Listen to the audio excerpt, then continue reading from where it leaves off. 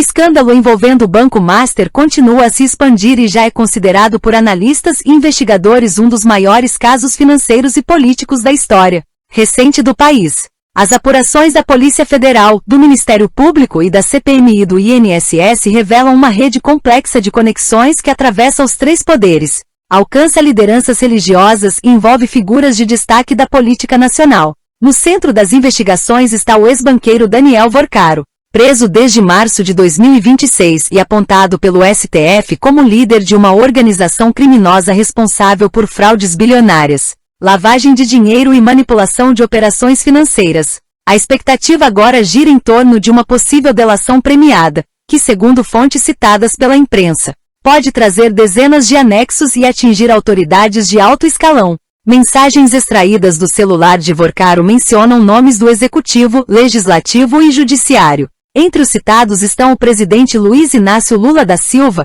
o ex-presidente Jair Bolsonaro, os presidentes da Câmara e do Senado, Hugo Mota e Davi Alcolumbre, além dos senadores Ciro Nogueira e Jacques Wagner, e o governador da Bahia, Jerônimo Rodrigues. No Judiciário, aparecem referências ao ministro Alexandre de Moraes, cuja esposa, Viviane Barci de Moraes, teve contrato milionário com o banco, e ao ministro Gilmar Mendes, mencionado em relatórios do COAF. É importante destacar que a simples citação em mensagens ou documentos não implica culpa ou investigação formal contra todos os nomes mencionados. Essa ressalva tem sido feita repetidamente pelos veículos de imprensa que acompanham o caso. As investigações também alcançam o setor religioso, especialmente lideranças ligadas ao meio evangélico. O pastor André Valadão, da Igreja Batista da Lagoinha, aparece nas apurações devido à proximidade com Vorcaro e a fintech Clava Forte Bank, retirada do ar após o início das operações policiais. O pastor Fabiano Zetel, cunhado do banqueiro, foi preso ao tentar deixar o país.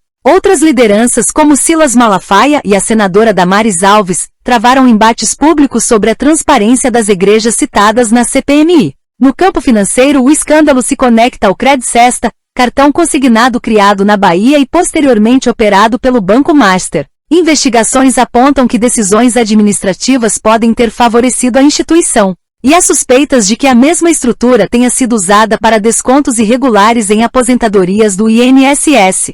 O presidente Lula, por sua vez, afirmou que eventuais falhas deveriam ter sido detectadas pelo Banco Central em gestões anteriores. Paralelamente, o Ministério Público e o INSS investigam irregularidades na concessão de empréstimos consignados, incluindo operações sem autorização e um volume atípico de R$ 300 milhões em créditos. O banco nega irregularidades e afirma estar disposto a colaborar com as autoridades. Com a possibilidade de delações e novas quebras de sigilo, o caso segue em rápida evolução. A cada semana surgem novos elementos que ampliam o alcance das investigações e elevam a tensão política em Brasília. O escândalo do Banco Master já afeta debates no Congresso, pressiona o Supremo Tribunal Federal e pode influenciar diretamente o cenário eleitoral de 2026. As investigações da Polícia Federal no âmbito da Operação Compliance Zero, somadas aos trabalhos da CPMI do INSS e a relatórios do COAF e da Receita Federal, revelam um esquema financeiro de grande complexidade envolvendo o Banco Master e uma rede de pessoas físicas, escritórios de advocacia, empresas de comunicação e instituições religiosas. Segundo as autoridades, parte dos repasses identificados apresenta indícios de irregularidades, como ausência de comprovação de serviços, contratos simulados e uso de empresas de fachada para ocultação de valores. Entre os escritórios citados, a Barci de Moraes Sociedade de Advogados, ligada à família do ministro Alexandre de Moraes, recebeu cerca de R$ 3,6 milhões do Banco Master. Relatórios apontam que os pagamentos eram feitos integralmente, sem abatimentos que comprovassem o suposto aluguel de aeronaves do banco pela banca jurídica. O escritório afirma que todos os serviços prestados foram formais e devidamente contratados. Outro nome de destaque é o de Fabiano Zetel, ex-pastor e cunhado de Daniel Vorcaro. Ele declarou ter recebido mais de R$ 190 milhões em lucros e dividendos de um fundo que, segundo a PF, funcionava como instrumento de lavagem de dinheiro. Zetel foi preso ao tentar embarcar para os Emirados Árabes. A Varajo Consultoria, da empresária Beline Santana, também está sob investigação por supostamente oferecer contratos simulados para justificar repasses de propina a servidores do Banco Central. Já a empresa Consult, ligada ao filho de um ministro do STF, movimentou 6,6 milhões de reais entre 2024 e 2025. O COAF classificou as operações como incompatíveis com o porte da empresa, sugerindo o uso como conta de passagem. Segundo reportagens de veículos como o Globo, Gazeta do Povo, Estadão e Valor Econômico, a empresa Consult é ligada ao filho do ministro Cássio Nunes Marques. No setor de comunicação, o Grupo Massa, do apresentador Ratinho, foi citado por receber aproximadamente 3 milhões de reais por meio da Gralha Azul Empreendimentos. O portal Metrópolis recebeu pouco mais de 27 milhões de reais entre 2022 e 2025 por serviços de consultoria jornalística e produção de conteúdo. A empresa afirma que todos os contratos são regulares e auditáveis. As investigações também identificaram a empresa Tirreno, considerada uma shell company, usada para vender 12,2 bilhões de reais em carteiras de crédito inexistentes ao Banco de Brasília. A gestora REAG, alvo da Operação Carbono Oculto, é investigada por administrar fundos utilizados para lavar dinheiro do PCC e para ocultar fraudes no balanço do Banco Master. No campo religioso, a Igreja Batista da Lagoinha, em Belo Horizonte, aparece em relatórios que apontam transferências superiores a 40 milhões de reais para estruturas ligadas à instituição. A CPMI do INSS apura se parte desses recursos teria origem em fraudes previdenciárias. A igreja nega qualquer envolvimento.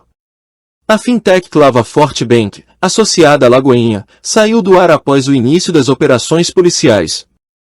Outro ponto de destaque é a chamada Rede Arpar, identificada pela CPMI como um banco clandestino composto por cerca de 40 empresas que movimentaram 39 bilhões de reais para ocultar a origem de fraudes contra aposentados.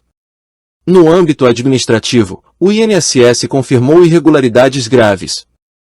Após a auditoria, o órgão suspendeu repasses de 2 bilhões de reais ao Banco Master ao constatar que 74,3% dos contratos analisados, mais de 250 mil operações, não possuíam documentação válida ou assinaturas dos segurados.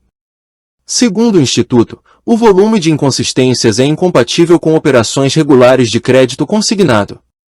As investigações seguem em andamento, e novas quebras de sigilo podem ampliar ainda mais o alcance do caso.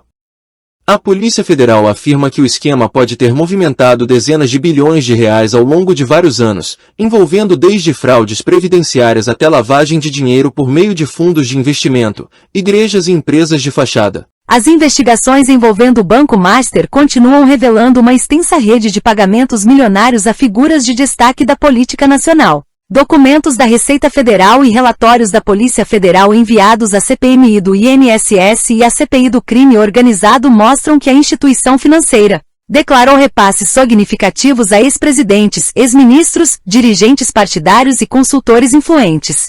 Segundo as autoridades, parte desses pagamentos apresenta indícios de irregularidades, como ausência de comprovação de serviços ou contratos que podem ter servido para encobrir operações ilícitas. Os envolvidos, por sua vez, afirmam que todas as contratações foram legais e referentes a serviços técnicos ou jurídicos efetivamente prestados. Entre os nomes citados está o ex-presidente Michel Temer, que recebeu cerca de 7,5 milhões de reais.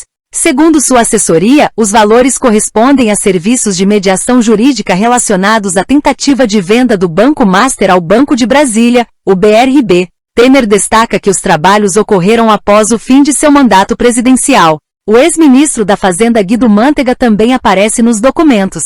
Ele recebeu aproximadamente 14 milhões de reais por meio de sua empresa, a Polaris Consultoria. Mantega afirma que prestou serviços de consultoria financeira ao banco e que, no momento da assinatura do contrato, não havia qualquer indício de irregularidade envolvendo a instituição.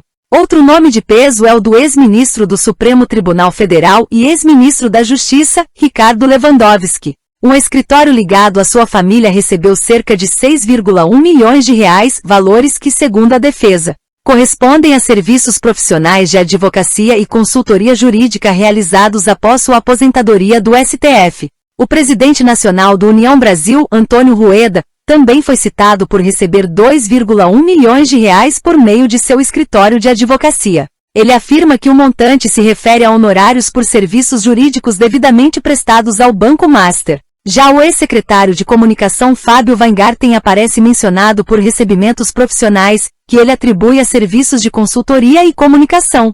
As repercussões políticas atingem diretamente o União Brasil, que enfrenta desgaste interno após a citação de seu presidente nacional. Em alguns estados, candidatos da legenda avaliam reduzir a exposição do nome do partido em materiais de campanha para evitar associação com o escândalo. As investigações também alcançam o campo eleitoral.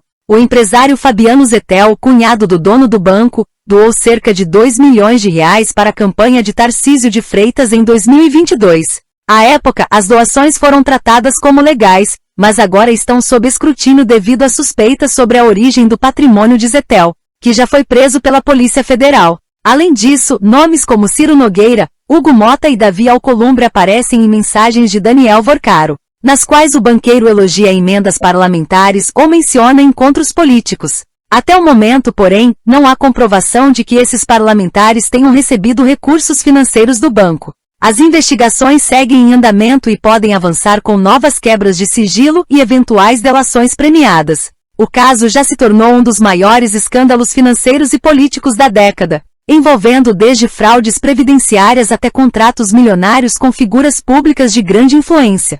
A TV Jornal O Anápolis continuará acompanhando todos os desdobramentos deste caso que movimenta Brasília e expõe mais uma vez a complexa relação entre política, finanças e poder no Brasil.